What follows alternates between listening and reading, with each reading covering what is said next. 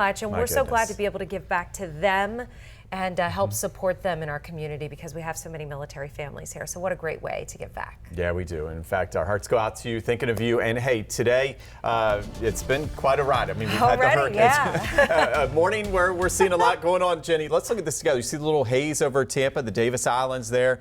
There's TGH. And I tell you what we're looking at is something interesting. We normally don't see this. It's come from 2,000 miles away, all the way from Mexico. We've had a big volcanic eruption. Really got started Friday and Saturday, but it's been an active volcano really since 1994. So we look at our visit tampabay.com. It is confirming what some of the pilot reports have told us. There's just these fine little particulates, a little bit of ash particles in the atmosphere. You can kind of see them. All right, 71 degrees, a dew point of 67.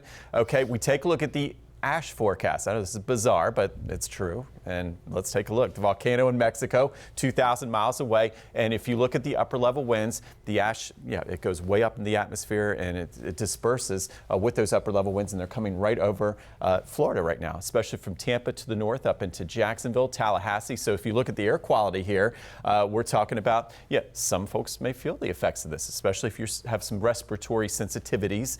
We'll keep an eye on this. Right now, it doesn't look like we'll have any big issues. But again, if you're flying to Mexico, it is causing some bigger issues at the airports there. So we'll keep an eye on that, especially with travel weather going into our work week. We take a look at our downtown Tampa to St. Pete and what this ash tends to do, like Saharan dust, okay? Yeah, brilliant sunrises and sunsets, and the sky looks a little bit funny in a good way. Look at St. Pete, a little orange, little pumpkin glow there.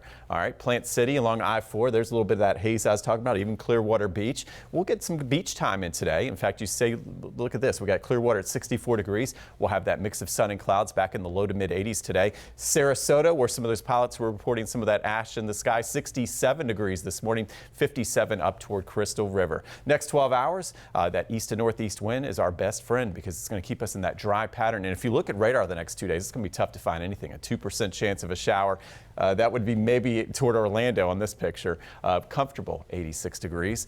Looks good for game day. And then tomorrow, a little more humid. So just keep in mind as we go through the week, we're going to add a little bit of humidity each day, and that could actually help one of these showers to hold together a little better. Most of the showers will be on the east coast of Florida, but notice a little peppering of green toward Polk County tomorrow, especially north of Lakeland. But again, that's more of a snizzle, a drizzle, a very quick shower at best. We take a look at the tropics. Yes, we don't have to lose sleep over it. Nothing has changed, even though the National Hurricane Center is giving a 30% chance of development.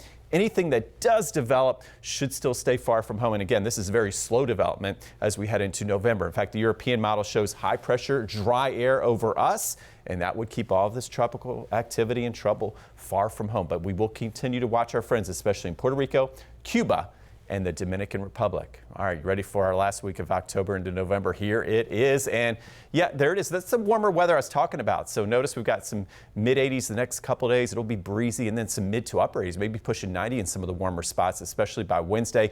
Just a 20% chance of shower. For Halloween, we can say a happy Halloween. Temperatures back up into the mid to upper 80s. And then our next front coming, it looks like next weekend to give us a little bit of relief.